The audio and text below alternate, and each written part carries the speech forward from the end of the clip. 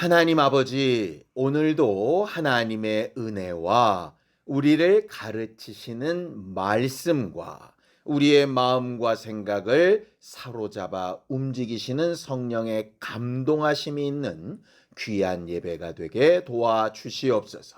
말씀을 전하고 들을 때에 성령께서 우리들의 각각의 마음을 붙드시고 가르쳐 주셔서 우리가 해야 될 것과 하지 말아야 될 것, 가야 될 방향과 끝까지 지켜야 될 것이 무엇인가를 잘 알게 하여 주셔서 한 걸음 한 걸음 하늘 가는 여정을 조심스럽게 잘 성공시키는 우리 모두가 되게 도와주시옵소서. 믿음으로 언금한 손길들 위에 복을 주시고 하나님이 주신 것들을 선한 양심을 따라 잘 나누어 사용하려고 할 때에 심을 것과 베풀 것과 나눌 것이 있도록 풍성케 하여 주시옵소서. 예수님의 이름으로 기도하였습니다. 아멘. 하나님의 말씀은 사사기 8장 22절에서 28절까지 말씀을 함께 합독하겠습니다. 사사기 8장 22절에서 28절까지 말씀입니다. 함께 읽습니다. 시작. 그때에 이스라엘 사람들이 기드온에게 이르되 당신이 우리를 미디안의 손에서 구원하셨으니 당신과 당신의 아들과 당신의 손자가 우리를 다스리소서 하는지라. 기드온이 그들에게 이르되 내가 너희를 다스리지 아니하겠고 나의 아들도 너희를 다스리지 아니할 것이요 여호와께서 너희를 다스리시리라 하니라. 기드온이 또 그들에게 이르되 내가 너희에게 요청할 일이 있으니 너희는 각기 탈취한 귀고리를 내게 줄지니라 하였으니 이는 그들이 이스마엘 사람들이므로 금 귀고리가 있었음이라. 무리가 대답하되 우리가 즐거이 드리리다 하고 겉옷을 펴고 각기 탈취한 귀고리를 그 가운데에 던지니 기드온이 요청한 금 귀고리의 무게가 금 1700세겔이요 그 외에 또 초승달 장식들과 폐물과 미디안 왕들이 입었던 자색 의복과 또 그 외에 그들의 낙타목에 둘렀던 사슬이 있었더라. 기드온이 그 금으로 에봇 하나를 만들어 자기의 성읍 오브리에 두었더니 온 이스라엘이 그것을 음란하게 위함으로 그것이 기드온과 그의 집에 올무가 되니라.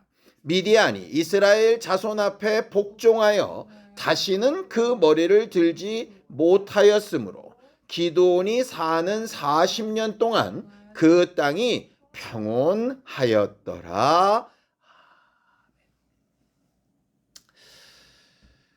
하나님을 표현하는 말씀 중에 하나님은 알파와 오메가요 처음과 나중이라 라고 하는 말씀이 있습니다. 그리고 또 하나님을 표현할 때 어제와 오늘이 동일하신 분이라 하는 말씀도 있지요. 그 말은 하나님이 뜻하신 바를 중간에 변함없이 끝까지 유지하신다는 뜻이고 하나님이 세우신 뜻을 마지막 순간까지 다 이루신다라는 말입니다. 그리고 그가 표현하시는 것과 실제로 일하시는 것이 표리부동하지 않다라고 하는 말이에요. 그 세 가지가 다 합쳐져서 결국 우리에게는 뭐가 되느냐? 믿음이 되는 겁니다. 시작과 끝이 달라진다면 어떻게 믿겠습니까? 겉과 속이 다른데 어떻게 신뢰할 수가 있겠어요? 계획한 것과 실제가 달라진다면 그걸 어떻게 믿음이라고 볼 수 있겠습니까? 우리가 하나님에 대해서 가지고 있는 믿음의 가장 기초에 있는 것은 뭐냐면 하나님은 끝까지 자신의 일을 이루신다라고 하는 것입니다.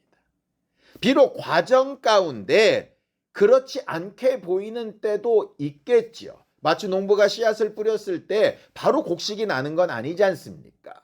싹이 날 때까지 아무것도 보이지 않는 시기가 있겠지만 그 안에서는 여전히 목적을 향해서 일이 이루어지는 것처럼 하나님의 역사도 마찬가지라고 하는 거죠. 결국 믿음은 그렇게 보이지 않는 시간을 견딜 수 있는가 하는 것의 문제인 것 같습니다. 하나님은 우리를 사랑하실 때 그냥 말로만 사랑하시는 것이 아니라 할 수 있는 극한의 상황을 다 사용하셔서 우리를 사랑하셨다 이렇게 돼 있어요. 그러니까 성경에 이렇게 되어져 있죠. 독생자를 아끼지 아니하시니가 우리에게 무엇을 더 아끼시겠는가. 하나님이 우리를 사랑하실 때 하실 수 있는 극치의 일을 하신 게 하나님의 사랑입니다. 그러니 우리가 하나님의 사랑을 의심할 바가 없는 거죠. 예수 그리스도가 우리를 사랑하신 것도 마찬가지입니다. 요한복음 13장 1절입니다. 함께 읽죠. 시작. 유월절 전에 예수께서 자기가 세상을 떠나 아버지께로 돌아가실 때가 이른 줄 아시고 세상에 있는 자기 사람들을 사랑하시되 끝까지 사랑하시니라 이렇게 되어져 있죠. 아버지도 우리를 사랑하실 때 할 수 있는 극한의 상황 끝까지 사랑하시고 예수 그리스도도 우리를 사랑하실 때 끝까지 사랑하셔서 하나도 잃어버리지 아니하신다 하십니다. 그럼 우리 안에 와 계신 성령님도 우리를 끝까지 사랑하시겠지요. 그럼 결과적으로 그런 끝까지 사랑하시는 하나님을 대하는 우리의 모습은 어때야 될까? 동일해야 되지 않겠습니까? 그분이 끝까지 계획하신 대로 일하시고 사랑하시고 증거를 나타내시는 것처럼 우리의 믿음도 출발할 때와 마찬가지로 끝까지 가야 하는 거죠. 그래서 성경이 이렇게 말씀하시는 겁니다. 마태복음 24장 13절입니다. 함께 읽죠. 그러나 끝까지 견디는 자는 구원을 얻으리라고 이렇게 되어져 있어요. 그러니까 좀 오해하지 말아야 됩니다. 아니 이미 과거에 예수 믿고 회개하고 예수 그리스도를 하나님의 아들이요 그리스도라고 고백하고 침례를 받고 했으면 이미 구원 받은 거 아닌가? 그런데 끝까지 견뎌야 구원을 받는다는 말은 뭐지? 구원이 아직 이루어지지 않았다는 얘기인가? 지금 그 말이 아니고요. 제대로 예수를 구주로 고백하고 제대로 침례를 고백했다면 그게 어디까지 가야 된다는 얘기예요? 끝까지 가야 된다는 얘기예요. 중간에 변질됐다면 어떻게 생각해 봐야 되느냐? 처음 가졌던 믿음이 과연 온전한가? 돌아가 봐야 된다는 거죠. 그러니까 요한일서 같은 데 보면 중간에 배도하고 사라진 사람들이 있습니다. 그러니까 예수 믿는 사람들이 물어보는 거예요. 아니 예수 믿고 이미 구원 받았는데 그래서 구원받은 형제들이라고 생각했는데 저들은 왜 배도하고 주를 떠났습니까? 그때 요한이 얘기하죠. 그들은 처음부터 우리와 함께하지 않은 사람이었다는 거예요. 그러니까 우리가 볼 때는 우리랑 함께하는 사람 같았는데 결과를 보니 그렇지 않았더라라고 하는 거죠. 그 당시에 감정에 휩싸였든 아니면 분위기에 휩싸였든 본인도 그런 줄 착각을 했든 간에 믿음이 있는 것처럼 보였지만 그게 언제 끝나느냐? 마지막 모습을 봐야 그것이 진짜인지 아닌지 알 수 있다라고 하는 이 말이에요. 그 말을 똑같이 히브리서도 이렇게 되어 있죠. 너희를 인도하는 자들의 종말을 자세히 주의해서 봐라 이렇게 되어 있어요. 그러니까 그 말은 중간중간에 말은 무시하라는 얘기가 아니에요. 예수님께서 바리새인들과 서기관들의 교훈은 존중하라고 한 것처럼 중간중간에 옳은 말들은 듣고 분별해야 됩니다. 그런데 그들이 그렇게 중간중간 옳은 말을 했다고 신앙인이라고 확신할 수 있냐? 그거는 마지막까지 가봐야 된다는 거예요. 그러니 우리도 의심을 하라는 얘기가 아니라 우리가 지금 고백하는 이것을 내가 계속 유지하고 있는가? 라고 하는 것이 중요하다는 거죠. 그래서 이런 말씀이 있어요. 계시록 2장 25절에서 26절입니다. 함께 읽죠. 시작. 다만 너희에게 있는 것을 내가 올 때까지 굳게 잡으라. 이기는 자와 끝까지 내 일을 지키는 그에게 만국을 다스리는 권세를 주겠다라고 이렇게 말씀하셨어요.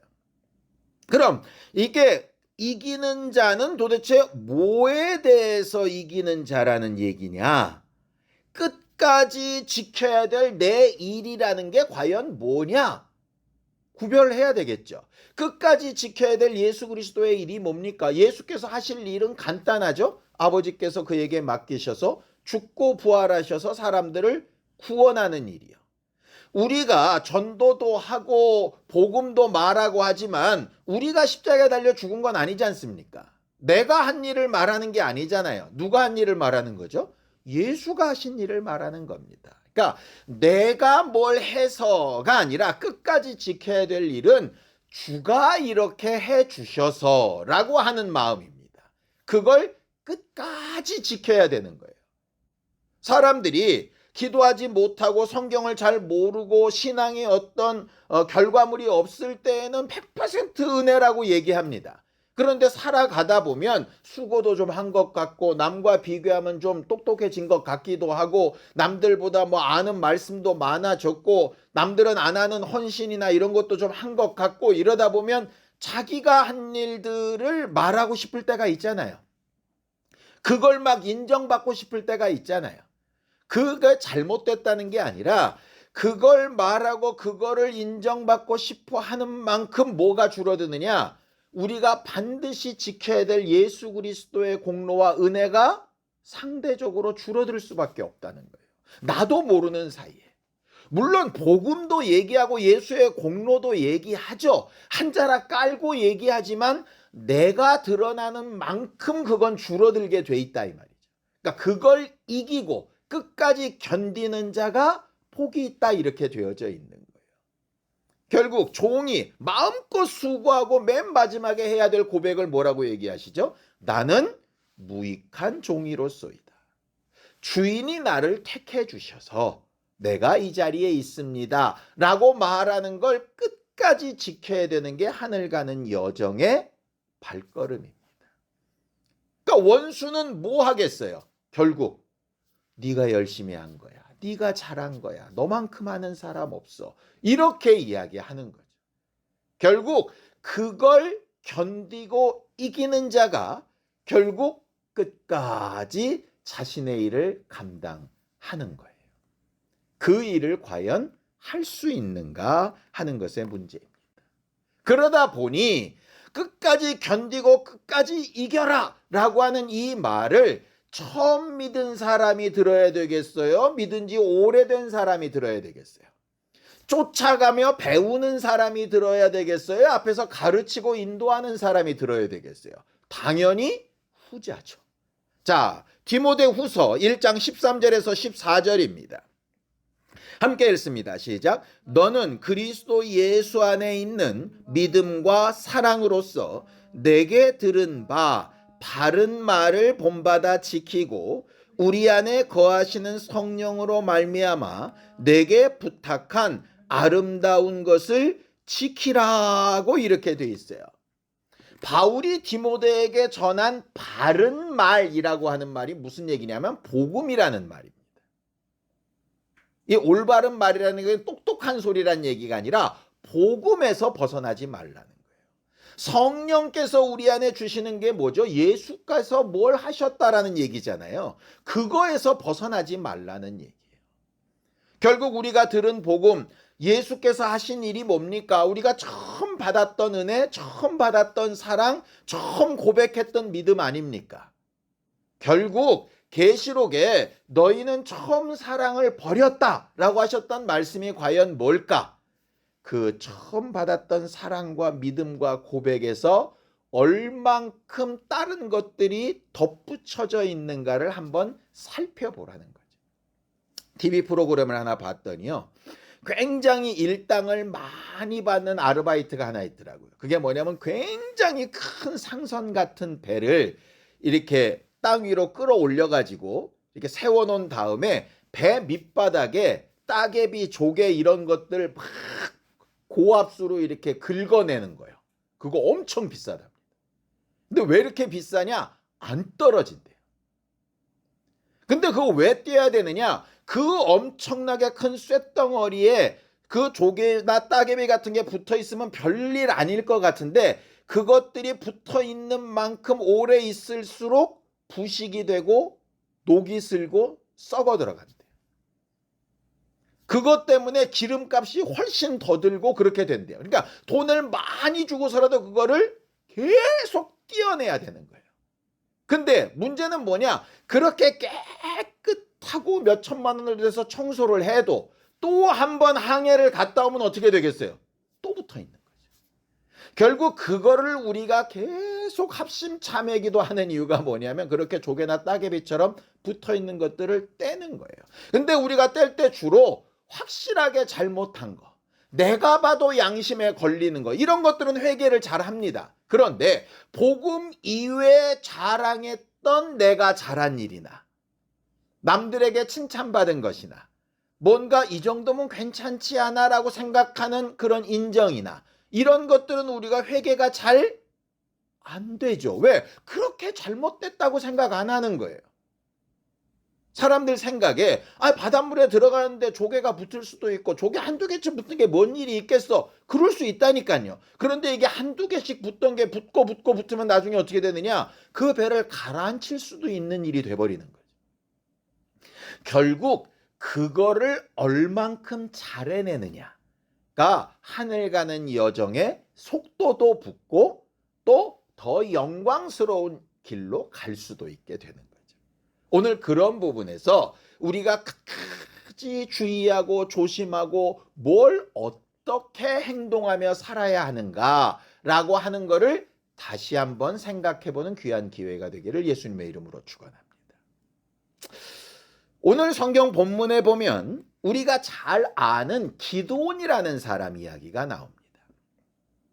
기드온 하면 대부분 생각나는 게 300용사 이렇게 생각납니다. 그리고 양털 이렇게 생각이 나요. 그런데 기드온의 이야기를 앞에서부터 뒤까지 쭉 연결해서 보지 않으면 이게 중간중간에 몇 개 사건만 보게 되면 진짜 말하려고 하는 하나님의 의도를 잘 모르는 경우가 생깁니다. 그러니까 기드온이 어떤 사람이었고 어떻게 사용됐는데 그 결과가 어땠는가를 전부를 다 봐야 나는 어떤 부분을 닮아야 되겠고 어떤 부분은 조심해야 되고 어떤 부분은 내가 정말 잘못된 부분을 닮았구나 라고 선택이 가능하게 되는 거죠. 기드온은 어떤 사람이냐? 대단한 사람이 아니었어요. 물론 나중에는 대단한 사람이 됐는데 처음은 대단한 사람이 아니었어요. 사사기 6장 11절에 보면 이렇게 되어 있습니다. 기드온이 미드안 사람들의 눈을 피해서 포도주 틀에서 밀을 타작하고 있었다 이런 말이 있어요. 이게 그냥만 보면 무슨 말인지 모르죠. 포도주 틀은 보통 어디에 설치하느냐? 지하에 설치합니다. 우리 여러분들 생각을 해보세요. 프랑스나 이런데 와이너리나 이런데 보면 그게 뭐 땡땡한 햇볕 밑에 있습니까? 동굴 안에 있습니까? 동굴 안에 있죠. 왜냐하면 포도주가 햇볕 아래 있으면은 상해버리잖아요. 그러니까 포도주 틀은 포도를 다 따다가 지하로 내려가서 지하에서 즙을 짜가지고 그 짠 즙을 지하에다가 보관을 하거든요. 근데 밀은 타작을 하려면 어디서 해야 되겠습니까? 바깥에서 해야죠. 왜냐?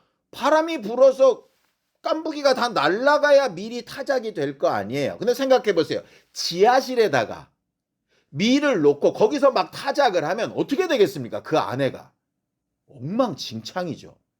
이게 곡식인지 깐북인지 알 수 없을 만큼 매캐하게 완전히 그냥 무슨 최루탄처럼 그 지혜가 그럴 겁니다. 근데 도대체 기드온은 왜 밀타작을 지하에 있는 포도주 틀에서 했을까? 밖에서 밀타작을 하면 타작하는 게 미디안 사람들한테 보여서 뺏길까 봐. 그러니까 두려운 마음에 말도 안 되는 고생을 하면서도 이건 못 뺏겨 이래가지고 소심하게 행동하던 사람이 기드온이었어요. 그런데 그런 기드온한테 하나님이 나타나신 거예요. 그래가지고 너로 인해서 내가 미디안을 이기고 이 이스라엘 백성을 구원하겠다고 말을 하는 겁니다. 그러니 얼마나 황당무계합니까? 좀 담대하고 등치도 크고 힘도 좀 있고 평상시에 막 울분도 내고 뭐 이런 사람이라면야 그런 말을 듣고 내가 택함 받았구나 이럴 텐데 가능하면 안 드러나고 싶고 숨고 싶고 남들이 나 알아주지 않았으면 좋겠고 이런 사람인데 거기다가 하나님이 갑자기 얘기를 하시면 얼마나 이 사람 심장이 두근두근 하겠어요. 더군다나 거기 보면 사사기 6장 15절에 보면 므낫세 집안입니다. 므낫세랑 에브라임은 사실은 12지파 가운데 학렬이 낮아요. 왜냐? 요셉 지파가 둘로 갈라진 거니까요. 그러니까 다른 지파에 비하면은 거의 그냥 아들뻘 되는 므낫세 집인 거예요. 근데 므낫세는 또 땅도 요단강을 중심으로 좌우로 갈려져 있죠. 그러니까 이게 뭉치지도 않는 지파예요. 땅은 되게 넓은데 쓸만한 땅이 별로 없어요. 그런데 그 므낫세 집안에서도 제일 막내 집안이야. 그러니 어디 가서 내밀 수 있는 명함도 없는 사람이 기드온이에요. 얼만큼 새 가슴이냐? 하나님께서 널 택하셨다라고 얘기를 하니까 양털로 시험하는데 우리는 그 양털심이 되게 믿음 있다고 생각하잖아요. 믿음 없어서 한 일이에요. 나 이거 도무지 못 믿겠으니까 도무지 있을 수 없는 일을 실험을 합니다. 양털에만 있고 사면이 마르게. 아니면 그렇게 해서만 한번 믿어야 되는데 그것도 또 못 믿잖아요. 그럼 반대로 양털에 없고 사면에만 이슬이 있게. 왜 2번씩이나 그렇게 하나님 앞에 요구했을까요? 안 믿어진다는 거예요. 결국 여러 가지 사회적인 면에서도 여러 가지 또 가문의 면에서도 믿음의 면에서도 이 사람은 사실상 특출난 사람이 아니에요. 어찌 보면 우리보다 더 못한 사람일 수 있어요. 그런데 이 사람이 아주 대단한 것 하나는 있습니다. 출발은 되게 느리고 어렵고 고민하는데 일단 옳다라고 생각하고 결단하면 문제를 일으킵니다. 그 다음에 보면 사사기 6장 25절에서 26절에 보면 하나님께서 자기를 택하셨다는 게 완전히 양털 시험으로 확신이 딱 된다 하면은 뭘 하느냐? 자기 집 아버지가 섬기고 있던 아사랴상 바알상 다 때려 부시고 그 아세라 나무 목상을 장작으로 해가지고서는 확 다 불태워버리고 하나님 앞에 제사를 드립니다. 그러니까 동네 사람들이 난리가 났죠. 바알한테 이게 정말 분노를 사서 이제 다 죽게 됐다고. 그때 아버지가 아주 기가 막힌 얘기를 하죠. 바알이 그렇게 화가 나면 바알이 내 아들을 죽이겠지. 너희들이 바알 대신 이렇게 화내면서 죽이려고 그러면 너희들이 그럼 바알보다 낫다는 얘기냐? 바알이 아무것도 못하면 바알이 신이 아닌가 보지. 이렇게 얘기를 합니다. 그래서 기드온의 별명이 여룻바알이죠. 바알과 겨루어 이겼다라는 말이에요. 그러니까는 되게 웃기죠. 굉장히 선천적으로는 연약한 사람인데 믿음이 확실히 한번 들어가고 나니까 들어간 대로 용기는 도무지 다른 사람이 낼 수 없을 만큼 용기를 내는 겁니다. 그러니까는 믿음을 가지기까지 힘든데 가지면 변하지 않고 움직일 수 있는 능력 있는 사람인 거예요. 저는 이런 사람들이 굉장히 중요하다고 생각합니다. 과거에 선배 목사님들도 그런 얘기 많이 해요. 막 예수 안 믿겠다고 깜짝 놓고 핍박하고 목사한테 와가지고 막 삿대질하고 질문 막 쏟아놓고 이런 사람들이 나중에 믿으면 진짜 제대로 믿습니다. 말 한마디를 아주 사람 좋은 체 하면서 아멘 믿습니다. 할렐루야 목사님 대단하세요. 이런 사람들이 횟가닥 잘 바뀌지 끝까지 안 믿고 이빨을 악물다가 그 사람이 확 깨지면 진짜로 제대로 믿는 사람인데 마치 사도 바울 같죠. 결국 기드온은 그런 용기가 있었던 사람이에요. 안 믿어지면 모를까? 믿었다면 확실히 하는 거죠. 그럼 제일 잘못된 게 뭡니까? 믿는다고 하면서 실제로는 안 믿고 있는 거. 믿는 것처럼 자기도 착각하고 있는 거. 이건 굉장히 조심해야 될 부분인 거죠. 그렇게 확실한 용기를 가지고 믿음이 있다 보니까 어떤 결과가 나오느냐? 말도 안 되는 하나님의 명령에 계속 순종합니다. 미디안이 13만 5천입니다. 지금 기드온이 전쟁을 해보자고 사람들을 불렀더니 듣고 나온 사람이 극히 소수 3만 2천 명만 나왔어요. 훨씬 더 많은 사람을 불렀는데 안 왔습니다. 근데 그 3만 2천 명이 많다고 줄이라 그래서 10,000명으로 줄이고 그 10,000명도 많다 그래서 300명으로 줄이고 그래서 300용사가 된 거 아닙니까? 그리고 그 300용사 가지고 어떻게 전쟁합니까? 항아리에다 횃불 놓고 소리 질러서 전쟁합니다. 이게 말이 됩니까? 이 말이 안 되는 4번이나 되는 순종이 가능했던 이유가 뭐냐? 진짜로 제대로 믿어보려고 확인하고 확인했던 게 도리어 양약과 같은 기회가 됐던 거죠. 처음에 2번씩 실험하고 하나님에 대해서 못 믿겠다고 얘기할 때 누군가 포기해버렸다면 그 사람은 제대로 된 믿음을 가지지 못했을 겁니다. 그러니까 우리가 누군가를 전도할 때 잘 전도가 안 되고 잘 안 믿고 자꾸 뺀질거리고 이래요. 그러면 쟤는 아닌가 보다 이럴 게 아니라 정반대의 경우도 있습니다. 저 사람이 진짜 제대로 믿으면 나보다 훨씬 더 용기 있게 제대로 된 믿음을 끝까지 보일 수도 있겠다. 이렇게 가능한 거죠. 그러니까 하나님께서 분명히 기도원의 그런 부분을 보셨던 것 같아요. 당장 보여주는 모습은 매우 유약하나 그 안에 들어있는 숨겨진 용기와 끈기와 이런 것들이 존재했던 거죠. 하나 더 있습니다. 전쟁을 기껏 이겨놨더니 형제 지파인 에브라임, 요셉의 아들이죠. 에브라임 지파가 제일 컸거든요. 에브라임 지파도 형제니까 같이 전쟁 가자 그랬는데 이런저런 핑계대고 안 왔어요. 안 와놓고서는 나중에 전쟁 다 이기니까 왜 적극적으로 날 안 불렸냐고, 네 혼자 영광 받으려고 그랬냐고 막 이렇게 빈정거리면서 욕하는 게 에브라임이었습니다. 세상 진짜 나쁜 인간들이죠. 왜 남들 수고할 때 아무것도 안 하고 있다가 나중에 다 될 때 나타나가지고 나도 있었으면 했을 텐데 뭐 이딴 소리 하는 사람들이요. 기분 나쁠 수도 있고 속상할 수도 있고 팩트상 틀렸잖아요. 그런데 기도원이 뭐라고 얘기하느냐, 이런 작은 전쟁에 에브라임 같은 큰 지파가 와서 무슨 큰일을 하겠는가. 그리고 나는 300명 가지고 이렇게 쫓아내기만 했지 스스로 도망가는 사람들을 잡고 이긴 건 에브라임 지파가 결국 다 결론을 내린 거 아니냐. 너희들이 정말 훌륭한 지파인 거야. 어떻게 소 잡는 칼을 닭 잡는 데 써? 이렇게 얘기를 하는 거예요. 말도 안 되는 소리를 하는데 너무나도 겸손하게 대우를 이렇게 하는 겁니다. 왜냐? 전쟁이 이기고 나서 분란 나면 좋을 게 없잖아요. 하나님이 시키셔서 한 일이고, 그래서 내가 한 일이 아니고 하나님이 하신 일이고 그 일의 마지막을 에브라임 너희가 했으니 영광은 너희가 받아라, 이렇게 얘기하는 거죠. 근데 실제 영광은 결국은 누가 받죠? 기도원이 받아요. 왜? 사람들이 다 알아요. 바보가 아니거든요.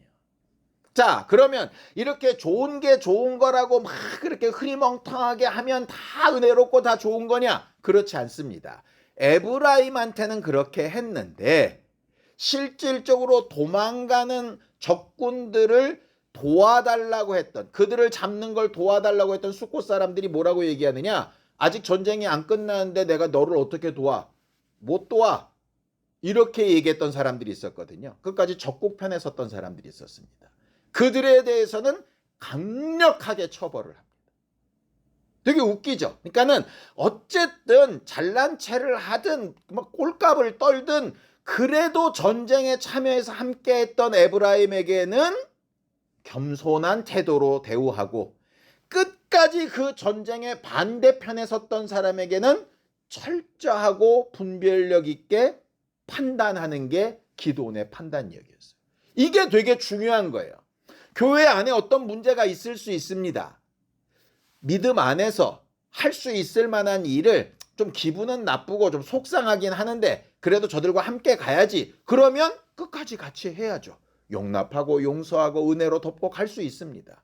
그런데 복음에서 벗어나고 잘못된 말을 하고 어그러지고 믿음에서 떠나면 어떻게 그거를 용납하고 은혜로 뒤덮고 갑니까? 그건 아니죠.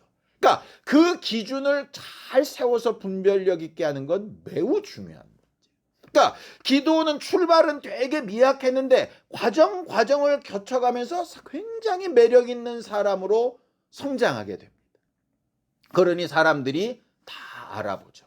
저런 사람이 우리 왕이 됐으면 좋겠다. 그러니 오늘 본문처럼 얘기하는 겁니다. 당신과 당신 아들과 당신 손자가 대대로 우리를 지켜주는 왕이 됐으면 좋겠습니다. 그때 뭐라고 얘기하죠? 사사기 8장 23절입니다.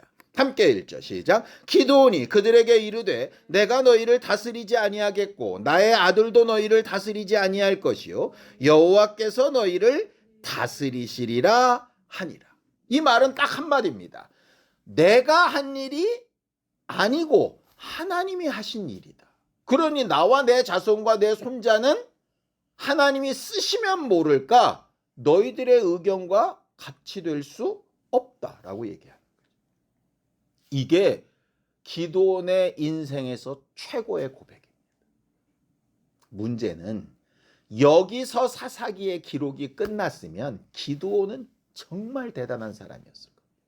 마치 히스기야 왕이 병들어 죽게 되었을 때 너 침상에서 못 내려온다는 하나님의 말씀대로 그냥 하나님의 음성을 듣고 그냥 그대로 죽었으면 히스기야가 아마 최고의 왕이 되었을 것과 똑같은 겁니다. 그런데 히스기야가 몸부림쳐 기도해서 15년을 연장시키는 바람에 나라 꼴이 이상하게 돌아가죠. 기드온도 마찬가지입니다. 결국 뭐냐? 얼마나 잘 사용되고 얼마나 신앙생활을 잘했냐 굉장히 중요한데 그 잘한 걸 끝까지 계속 유지할 수 있냐는 별개의 문제라는 거예요. 그러니까 우리가 흔히 그렇게 하죠. 저분이 과거에 어떤 설교를 하셨대, 어떤 부흥사였대, 어떤 이적을 나타냈대, 얼마나 많은 책을 썼대, 얼마나 많은 교회를 세웠대, 얼마나 많은 사람들을 구원시켰대. 맞다고요. 오케이. 근데 그게 끝까지 계속 되냐고. 그 문제예요. 자, 기드온이 거기서 딱 멈춰서 그 마음을 지켰어야 되는데 바로 그 다음 절에 뭐라 그러느냐. 근데 내가 너희들한테 요청할 게 하나 있거든. 이스마엘 사람들한테 빼앗은 귀걸이 있지. 그 귀걸이만 좀 나한테 다 줬으면 좋겠어. 이렇게 얘기를 하는 거예요. 그 귀걸이가 얼마냐? 1700세겔이래요. 1700세겔은 한 세겔이 세 돈입니다. 세 돈. 우리로 치면. 그러면 1700세겔이면 몇 돈이냐? 5100돈이에요. 어제 날짜로 금이 한 돈에 52만 원입니다. 그러니까 5100돈이면 한 2억 8천만 원 돼요. 거기에 무슨 뭐 여러 가지 장식, 옷 이렇게 하면 플러스 알파 좀 되겠죠. 3억 얼마 됐다고 칩시다. 어떤 사람이 보기에는 크고 어떤 사람이 보기에는 별로 안 크다고 할 수 있습니다. 마치 생각해 보세요. 퇴직금이라고 생각을 해봅시다. 기드온이 이스라엘 민족을 구원하는 큰 일을 하고 이제 그 일에서 물러나는 거예요. 퇴직하는 거예요. 내가 퇴직금조로 한 3억 정도 받겠다. 많다면 많을 수 있지만 그가 한 일에 비하면 그 정도야 뭐. 그럴 수 있어요. 저는 그걸 요구한 게 잘못됐다고는 생각하지 않습니다. 문제는 어디서 발생하느냐? 그거를 받아서 지난주 우리 말씀대로 선한 양심에 따라 나눔의 제사를 잘 했다면 자기를 위해 쓰든 자식을 위해 쓰든 뭐 이웃을 위해 쓰든 뭐 어떻게 쓰든 뭐 좀 재단을 만들든 장학금을 쓰든 뭐 어떻게 쓰든 그걸 잘 사용했다면 저는 아무 문제가 없었을 거라고 생각해요. 이스라엘 민족도 당연히 그 정도 감사는 해야 맞다고 생각하고요. 어찌 보면 기드온이 그런 말을 하기 전에 미리 백성들이 얘기를 했었어야 마땅하지 않나 이런 생각도 듭니다. 문제는 그 다음이죠. 그 금을 가지고 뭘 하느냐? 에봇을 만듭니다. 그 에봇이 뭐냐? 제사장이 하나님 앞에 들어가서 어떻게 할까요를 물을 때 입는 조끼가 에봇입니다. 그 안에 우림과 둠밈이 들어있거든요. 만들 수 있죠. 근데 수없이 많은 것 가운데 왜 하필 에봇일까? 기드온의 마음 가운데 나도 내 자손도 안 다스리리라 하나님이 다스리리라 하면서 저 밑에 뭐가 하나 있느냐? 그래도 내가 수고한 게 있지. 이게 있는 거예요. 없는 건 아니에요. 그런데 그게 스멀 올라오다 보니까 야 내가 니들을 안 다스린다 그래도 하나님은 나랑 직접 소통하셔. 제사장이 따로 있다 그래도 그 제사장보다 내가 더 직접적으로 하나님과 가까운 사람이야. 이런 거예요. 자기도 모르게 내심 그게 드러나는 거죠. 그러다 보니 그 에봇을 이스라엘 사람들이 음란히 섬겼다 그랬어요. 음란히가 뭐죠? 기준 없이 성경 어디에도 금 에봇에 대고 기도하면 응답된다는 말이 없는데 지들 마음대로 거기다 권위를 부여하고 그렇게 섬겼다는 얘기예요. 그게 뭐죠? 우상이에요. 결국 본인은 말하겠죠. 난 우상을 만들려고 만든 게 아니야. 사람들이 준 그 금을 기념품으로 간직하려고 만든 거야. 별의별 변명을 하겠지만 마음 속에는 뭐가 있느냐? 그래도 하나님 앞에 가까운 제사장은 나야. 이게 있는 거예요. 결국 그 마음이 어그러지게 만든 거죠. 그 다음 행동도 있습니다. 그렇게 훌륭한 리더가 되고 났더니 인기가 좋았을까요? 나빴을까요? 좋았겠죠. 인기가 남자한테만 좋았을까요? 여자들한테도 좋았을까요? 여자들한테도 좋았겠죠. 그러니까 여자들이 막 사랑한다고 덤비고 하니까 아들을 몇 명 낳느냐? 70명을 낳습니다. 아들만 70명이니까 딸까지 하면 몇 명쯤 낳았을까요? 100명이 아마 넘었을 겁니다. 그럼 도대체 몇 명이랑 결혼을 했다는 얘기예요.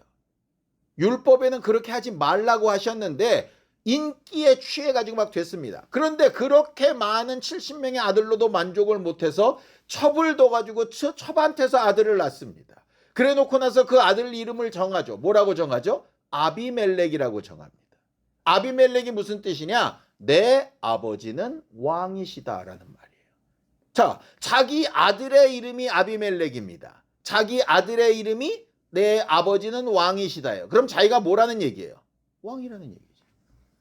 그러니까 이런 거예요. 직접적으로 내가 왕이다 이렇게는 말 안 해요. 왜? 믿음 있는 것처럼 보여야 되잖아요. 직접적으로 나 아니면 하나님의 은혜가 너희에게 가지 않아 이렇게 말 안 합니다. 왜? 그렇게 되면은 우상 같고 교만한 것 같잖아요. 겸손을 가장하고 믿음을 가장하고 되게 분별력이 있는 것처럼 하나 마음속에 뭐 있느냐? 나 아니면 너희가 은혜 받지 못하고 내가 실질적으로는 왕이야 이 말이에요.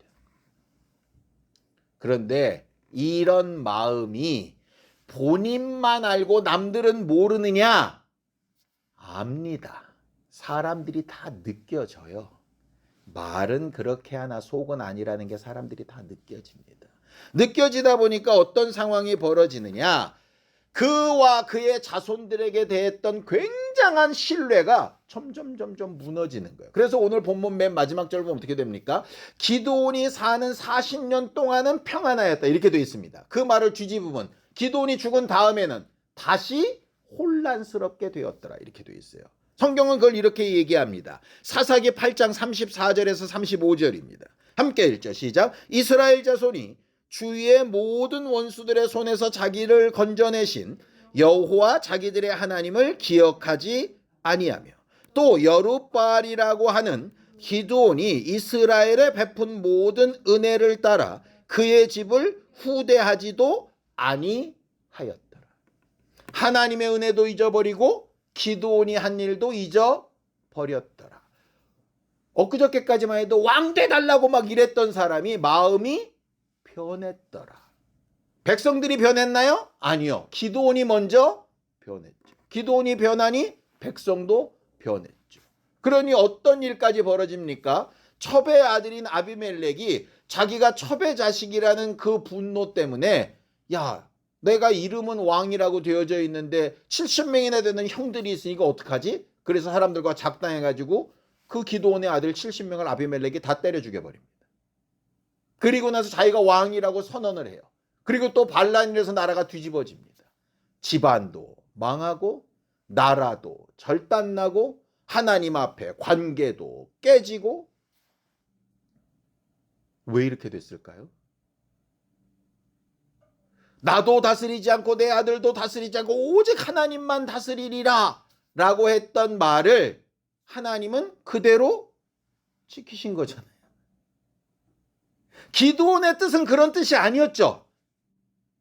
내 아들도 내 손자들도 잘 나가고 행복하고 떵떵거리겠지만 하나님이 다스리신다 이런 의미였을 텐데 하나님은 그 상태로는 그게 용납이 안 되시는 거예요. 왜? 이 사람들이 계속 마음이 변하는데요.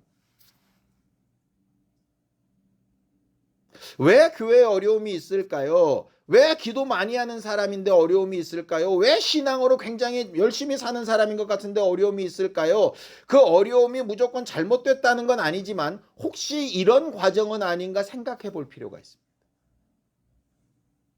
왜냐? 우리가 너무 잘 알죠? 잠언서 4장 23절에 무릇 지킬 만한 모든 것 중에 마음을 지키라고 되어져 있는데 그 마음이 뭐겠습니까? 고집을 세우란 얘기는 아닐 거 아니겠어요? 진짜 마음. 그럴듯해 보이는 것 말고 진짜 속마음. 그걸 끝까지 조심하며 지키는 것이 매우 필요한 거죠. 오늘 우리가 이걸 생각해 봤으면 좋겠습니다. 병에 걸렸다가 큰 병에서 나았을 때 내 그때 그 감사와 은혜에 대한 감동이 어떠했는가 생각해 보고 어떤 어렵고 힘들고 정말 바라던 일이 이루어졌을 때 그 감격과 기쁨과 감사를 생각해 봅시다. 저 같으면 우리 교회를 여기 처음 개척했을 때 그 마음과 영혼이 한 사람 한 사람 제 앞에 와서 함께 신앙생활 했다고 했을 때 그 고마움과 감사와 그 감격을 한번 생각해 봅시다. 그리고 지금을 생각해 봅시다. 어떻습니까? 저는 자신을 못하겠던데. 물론 이유는 많습니다. 이랬고 저랬고 누가 이랬고 상황이 이랬고 형편이 이랬고 핑계는 많이 될 수 있는데, 제가 설교를 준비하면서 저도 나름 막 뭐라고 변명을 해보고 싶은데 모든 변명을 다 떠나서 딱 하나 결론 나옵니다. 처음 내가 시작하고 은혜 받고 감동적으로 하나님이 하셨다라고 말했던 때와 지금 내 마음이 같으냐 다르냐, 어느 쪽일 것 같습니까? 다르다라고 밖에는 말을 못하겠더라고요. 그러면 다르면 문제가 생긴 거잖아요. 그럼 그 부분만큼은 바꿔야죠. 아무런 변명이 필요가 없어요. 기드온이 에봇을 만든 이유를 설명하고 아비멜렉이라는 원래 뜻은 그런 뜻이 아닙니다 얘기하고 별의별 변명을 많이 하겠지만 그것으로 해결하는 문제가 아니잖아요. 중요한 건 마음이 변한 거죠. 나는 할 수 없습니다. 나 같은 게 어떻게 합니까? 오직 하나님만 하십니다. 하나님이 하시는 방법대로만 합니다 해서 어느 틈엔가 나 아니면 안 돼, 나밖에 없지, 누가 나를 닮겠어, 실질적으로는 나야, 이렇게 된 거를 어떻게 설명하냐. 하늘 가는 여정 가운데 그런 일들이 많이 있을 텐데 끝까지 조심하며 마음을 지켜 승리하고 구원에 이르는 우리 모두가 되기를 예수님의 이름으로 축원합니다.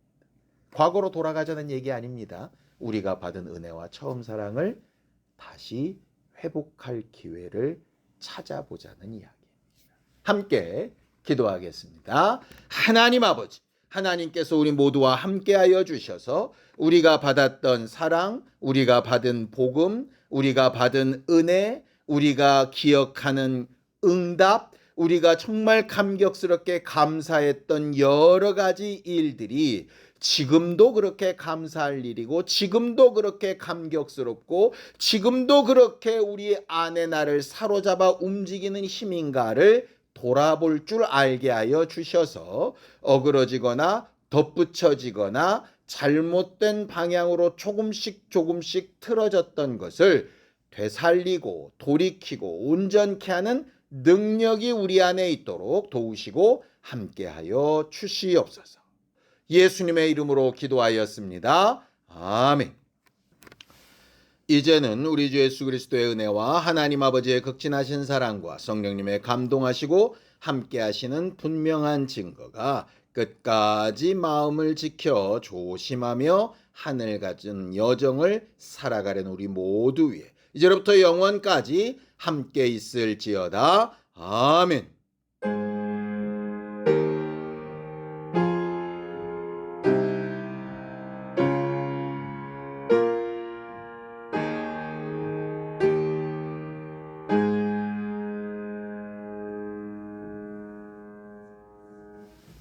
새롭게 시작되는 한 달 하나님 앞에 늘 조심스럽게 한 걸음씩 걸어가는 우리 모두가 되길 바랍니다. 수고하셨습니다. 감사합니다.